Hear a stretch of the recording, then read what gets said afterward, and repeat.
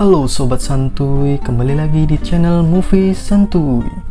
Oke, kali ini gue akan bahas film yang berjudul Mission Possible yang rilis pada tahun 2021. Film menceritakan seorang agen muda dan cantik yang berusaha mengungkap aksi penyelundupan senjata api skala besar antara Cina dan Korea Selatan. Ditemani oleh detektif swasta yang konyol, dia menjalani misi dengan penuh kelucuan yang menggelak tawa. Penasaran ceritanya seperti apa? Oke, ini dia. Tunggu dulu. Intro dulu, bosku.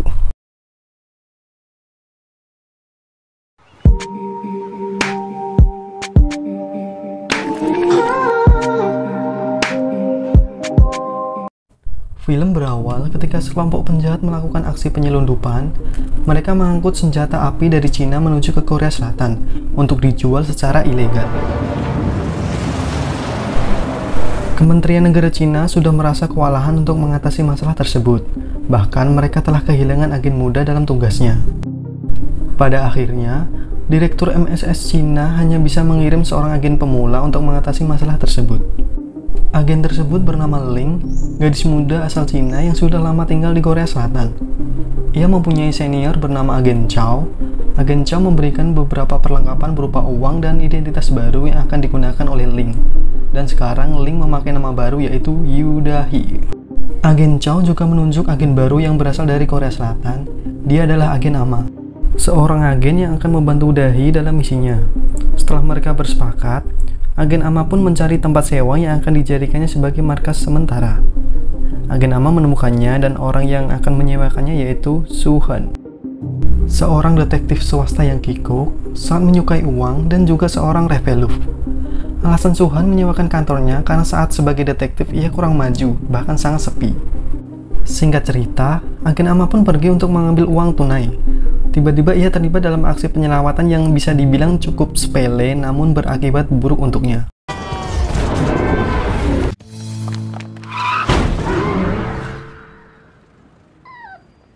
Agen Ama menghilang tanpa kabar sedikit pun, dan Suhan mengira Agen Ama tidak jadi menyewa tempatnya. Keesokan harinya, Dahi mendapat kabar dari seniornya untuk mengunjungi suatu tempat dan ia seharusnya bertemu dengan Agen Ama yang membantunya.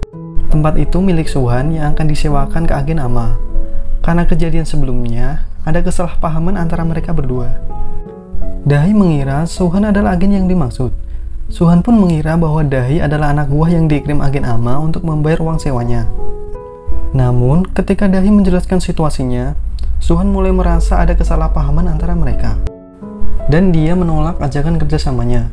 Dahi pun sudah terlanjur menawarkan uang muka dan berjanji akan melunasinya jika misinya telah selesai. Suhan yang menyukai uang tidak bisa menolak, dan pada akhirnya mereka berdua saling kerjasama. 여기 브리핑 룸이 어디예요? 이거. Ketika Dahi menjelaskan rencananya, pemilik gedung tiba-tiba datang untuk meminta biaya sewa. Suhan pun langsung membayar uang sewa untuk 3 bulan ke depan dari uang yang baru saja ia dapatkan. 그래 고마워. 미안해요. Baru sebentar melanjutkan pembahasan, datang seorang wanita yang memiliki bantuan Suhan untuk mencari anjingnya yang hilang. Suhan pun menolak karena ia merasa itu bukan keahliannya. Namun saat wanita tersebut menawarkan uang dan emas, Suhan berubah pikiran dan ia menerima pekerjaan tersebut. 전문적인 회사거든요. Kembali ke pembahasan tadi, Dahi menjelaskan target mereka adalah Park Do-sik, seorang pria yang menyelundupkan api dari Cina ke Korea Selatan. Suhan terkejut karena seharusnya kasus besar seperti itu ditangani oleh polisi. Dahi menjelaskan bahwa polisi akan terlibat jika ada bukti. Karena itulah, sebagai agen rahasia, ia harus menyelesaikan misi secara diam-diam. Rencana Dahi adalah mengekstrak data yang tersimpan di ponsel Park untuk mencari bukti. Sebelum melakukan itu, mereka berdua harus menuju ke sebuah kafe bernama Tenggu untuk berlatih dan berbaur dengan orang-orang di sana. Sedikit info, kafe Tenggu adalah kafe yang sering dikunjungi oleh Park Do-sik. Suhan meminta Dahi untuk menggunakan gaun ala Tenggu. Namun sayangnya, keputusan tersebut kurang tepat karena tidak ada satupun orang yang menggunakan kostum seperti mereka. Dan apa boleh buat, mereka pun mulai berlatih dan membiasakan diri akan hal itu.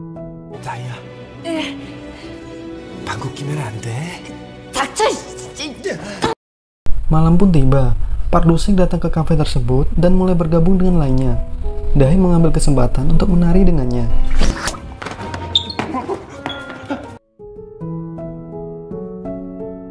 Dan mengambil ponselnya secara diam-diam.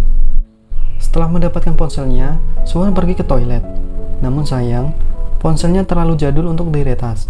Dan pada akhirnya Suhan hanya bisa melihat riwayat pesannya. Suhan kembali dan secara diam-diam mengembalikan ponsel ke Park. Beruntunglah mereka berhasil melakukannya ketika ponsel itu mulai berdering. Park Do-sik menjawab panggilan tersebut di luar kafe. Namun naas, ia malah disuntik oleh pria yang tak dikenal dan akhirnya meninggal dunia. Dahi dan Suhan dibawa ke kantor polisi karena mereka terlihat mencurigakan. Tentu saja tidak ada bukti apapun karena memang bukan mereka pelakunya. Pada akhirnya mereka bisa pulang, tapi pemimpin di sana menyuruh anak buahnya untuk mengawasi mereka berdua.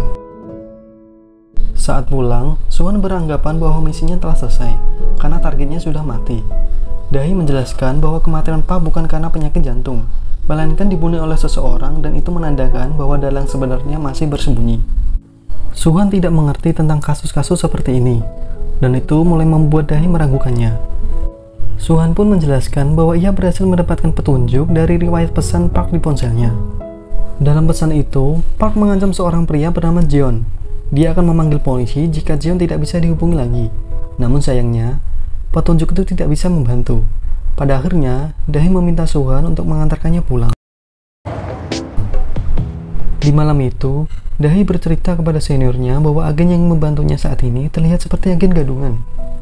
Senior yang tidak tahu apa-apa berkata bahwa itu memang kehebatannya, yaitu menyamar seperti orang biasa untuk tidak diketahui oleh siapapun. Sementara itu, agen Ama yang seharusnya jadi partner Dahi berada di rumah sakit tanpa identitas. Secara dia adalah agen rahasia yang sangat menutup diri, dan pihak rumah sakit pun tidak bisa menghubungi siapapun. Oleh karena itulah tidak ada yang menyadari kehilangannya. Keesokan harinya, Suhan menyebarkan pamflet untuk mencari anjing yang dinyatakan hilang. Dia melakukan itu karena sudah dibayar. Dahi mengajak Suhan untuk melanjutkan misi karena dia sudah mendapatkan petunjuk baru. Sebuah berita mengabarkan bahwa ketua mafia asal Korea Selatan baru saja ditembak mati tadi malam.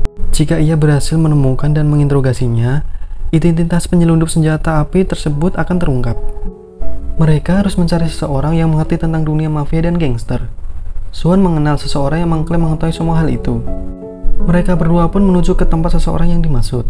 Dahi bertanya tentang penembakan yang terjadi tadi malam. Wanita itu menjelaskan bahwa kejadian itu sangat jarang terjadi, karena biasanya gangster di Korea tidak berperang seperti itu. Kecuali satu, mereka adalah geng kapak yang terkenal kejam. Jadi ada kemungkinan mereka lah yang melakukan penyerangan tadi malam. Dahi menyimpulkan bahwa penembakan itu sengaja direncanakan untuk menyulut peperangan. Pihak lawan pasti membutuhkan senjata api, dan dengan itu penyelundup senjata bisa diuntungkan dalam hal ini. Geng kapak adalah salah satu petunjuk yang bisa mereka selidiki, tapi Suhan terlihat takut untuk menghadapi mereka. Pada akhirnya, mereka berdua menyamar sebagai polisi untuk menangkap ketua geng kapak. Ketua di sana menjelaskan bahwa ia tidak melakukan penyerangan apapun dan tidak mengetahui apa-apa tentang penyelundupan senjata api. Saat diborgol, terjadi keributan di luar, di mana sekelompok pria bersenjata menyerang tempat tersebut dan menembak ketua geng kapak. Suhan dengan sigap memukul lawan dan langsung merebut senjatanya. Saat keadaan mulai tenang, Dahi menyadari bahwa Suhan telah tertembak. Tapi ternyata itu hanyalah noda darah dari mimisan. Pada akhirnya, mereka mengambil ponsel ketua geng kapak dan pergi melarikan diri dari tempat itu. Dahi berkata bahwa ia membutuhkan seseorang peretas untuk membuka ponsel tersebut. Suhan mempunyai teman yang ahli dalam hal meretas, dan mereka pun mendatanginya. Dia adalah seorang gamers, sekaligus develop sama seperti Suhan. Saat ponsel mulai diretas, terungkap bahwa ketua geng kapak pernah menghubungi broker senjata 3 hari yang lalu. Terungkap juga bahwa pemilik nomor kini berada di Seoul dan tinggal di sebuah apartemen. Saat mendatangi tempat yang dimaksud, mereka berdua menemukan jasad yang sudah diatur sedemikian rupa supaya terlihat seperti bunuh diri. Ternyata jasad itu adalah seorang broker senjata yang mereka cari. Dan sama seperti Tuan Park, beberapa orang berkaitan dengan kasus ini dibunuh untuk menghilangkan jejak. Pada akhirnya, mereka mengetahui bahwa broker tersebut memiliki hubungan dekat dengan Direktur John. Saat itu juga terungkap bahwa dalam waktu dekat, Direktur John akan mengadakan acara pertemuan di sebuah hotel. Dahi menjelaskan bahwa mereka harus datang di pertemuan tersebut. Dia akan menggunakan kecantikannya untuk merayu Direktur Jeon dan menggali semua informasi darinya. Suhan berkata bahwa rencana itu akan gagal karena Dahi kurang seksi. Ketika Dahi mulai menunjukkan kepercayaan dirinya, datanglah seorang wanita seksi di mana membuat Dahi berpikir bahwa rencananya memang tidak akan berhasil. Pada akhirnya, mereka akan memasang penyadap pada Direktur Jeon. Di sisi lain, ternyata Badan Intelijen Korea Selatan sedang mengawasi Dahi dan Suhan. Wanita seksi yang sebelumnya menemui mereka ternyata seorang mata-mata yang sedang menyamar. Sementara itu, Suhan datang ke rumah sakit untuk menemui putra temannya yang sedang sakit. Terungkap bahwa Suhan pernah meninggalkan temannya hingga mati dalam sebuah misi. Istri temannya mencoba memahami keadaan saat itu dan memohon agar Suhan tidak menemui putranya lagi, karena berharap putranya tidak ingin menderita lagi jika mengetahui hal tersebut. Sebelum pergi, Suhan menanyakan untuk terakhir kalinya kondisi putra temannya, dan istri temannya menjawab putranya akan baik-baik saja setelah operasi. Hari pertemuan pun tiba. Suhan dan Dahi datang ke pertemuan tersebut menyamar sebagai pasangan kekasih. Jas yang dipakai serupa dengan taplak meja, ditambah kaos red velvet yang sangat mencolok membuat Dahi semakin malu dengan Suhan. Ketika Jeon muncul, mereka berusaha akrab dengannya dan memasang sebuah penyadap di bagian kerah. Tidak lama setelah itu, Geng Kapak datang ke pertemuan tersebut. Geng Kapak mengira bahwa Jeon adalah dalang dari kematian ketua Geng Kapak waktu lalu. Jeon menipu mereka dan menjelaskan bahwa pelaku penembakan yang sebenarnya adalah Geng Gangbuk. Dia sengaja membuat tipu daya itu supaya Geng Kapak mau membeli senjata darinya. Dari kejauhan, Dahi mengetahui bahwa transaksi itu akan dilakukan malam hari. Di saat yang sama, keberadaan mereka terungkap ketika salah satu anak buah Jeon yang hidungnya pernah dipatahkan oleh Suhan menyadari keberadaannya. Mengetahui hal itu, mereka berdua berusaha kabur ketika anak buah Jeon mulai mengejar.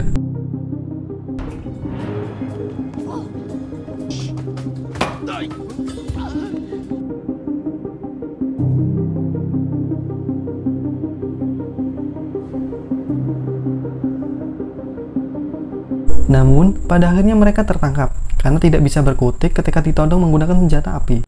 Saat diinterogasi, Jeon berjanji akan melepas mereka berdua jika Suhan mau menuruti perintahnya. Ternyata, Jeon meminta Suhan untuk membunuh semua petugas yang ada di kantor polisi terdekat. Suhan tidak bisa melakukan itu karena istri temannya yang bekerja sebagai poluan berada di sana. Singkat cerita, Suhan menunjukkan keahliannya, di mana ia menghabisi anak buah Jeon dan membawa kabur mobilnya.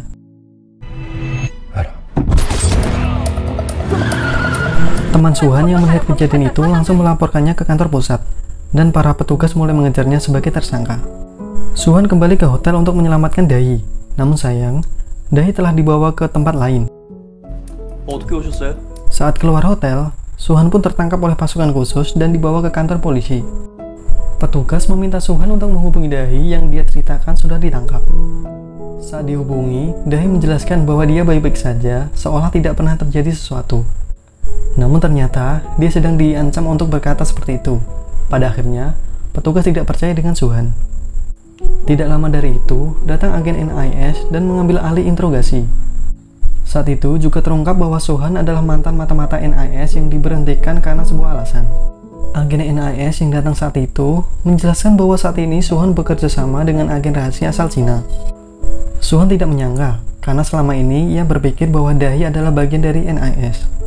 Ketika Suhan bertanya kenapa NIS tidak membantunya, mereka menjawab bahwa negara tidak mempunyai kewajiban untuk menyelamatkan agen asing. Mereka juga menyadari bahwa Dahi dikirim ke sini untuk mati.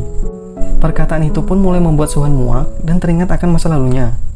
Suhan pernah ditugaskan ke dalam sebuah misi bersama teman-temannya. Sayangnya, atasan mereka memerintahkan Suhan untuk menumbalkan temannya karena sebuah alasan. Suhan menolak perintah itu, dan akhirnya ia dipecat. Sayangnya, walaupun dia sudah berusaha, temannya tetap tidak terselamatkan. Pada akhirnya, Suhan menemukan jalannya sendiri untuk menyelamatkan Dahi. Dia pun memberontak dan mengancam semua petugas yang ada di sana, kemudian melarikan diri membawa mobil. Suhan mengingat-ingat kembali perkataan Dahi waktu ditelepon, dan akhirnya menyadari bahwa Dahi sedang ditahan di suatu tempat. Dengan bantuan temannya yang seorang peretas, Suhan berhasil menemukan tempat persembunyian Jeon. Di sisi lain, di kantor polisi, terungkap bahwa Suhan bukan mantan agen biasa. Dalam sebuah laporan, Suhan dinyatakan sebagai mantan pasukan khusus yang bekerja untuk Korea Selatan secara diam-diam. Ya, walaupun kelakuannya terlihat konyol dan terkesan bodoh, namun kemampuannya tidak bisa diremehkan. Sesampainya di tempat persembunyian, Suhan dengan sigap menyelamatkan Dahi yang terikat di sebuah ruangan. Dahi bertanya kepada Suhan kenapa menyelamatkannya, dan Suhan pun menjawab, 잔금 1,000만 원 남았잖아. 내가 할 테니까 신고나. Di sisi lain, Jion dan King Kapal sedang bertransaksi senjata api. Di saat yang sama, anak buah Jion menyadari kehadiran Suhan, dan mereka pun bertarung 1 lawan 1.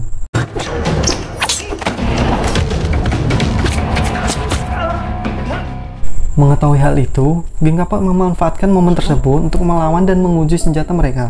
Begitu juga dengan anak buah Jion yang tidak bisa tinggal diam melihat keributan tersebut. Dengan keberaniannya, Suhan dan Dahi menunjukkan keahliannya melawan anak buah dari kedua geng tersebut.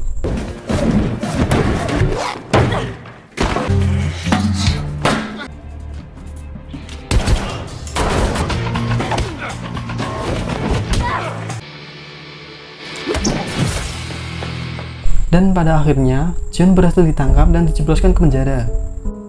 Ketika di penjara, Jion pun berubah menjadi orang bawahan yang nurut apa kata seniornya. Singkat cerita, Suhan pun tetap di penjara walaupun sudah berjasa, mengingat perbuatannya sejauh ini. Agen NAS memberikannya kesempatan untuk bebas jika Suhan mau melakukan sesuatu untuk mereka.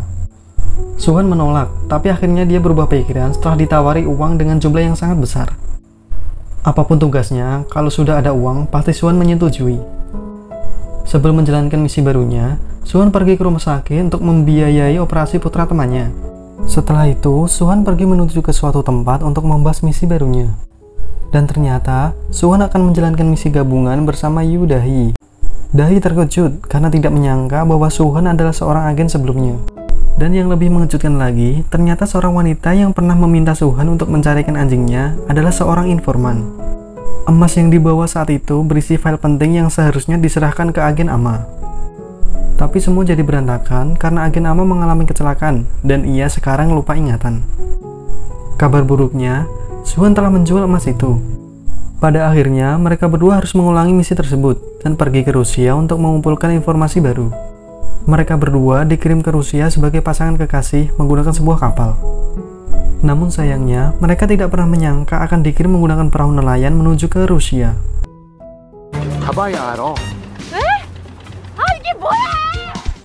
Oke, itu dia kisah dua agen rahasia yang berhasil menangkap dalam penyelundupan senjata api.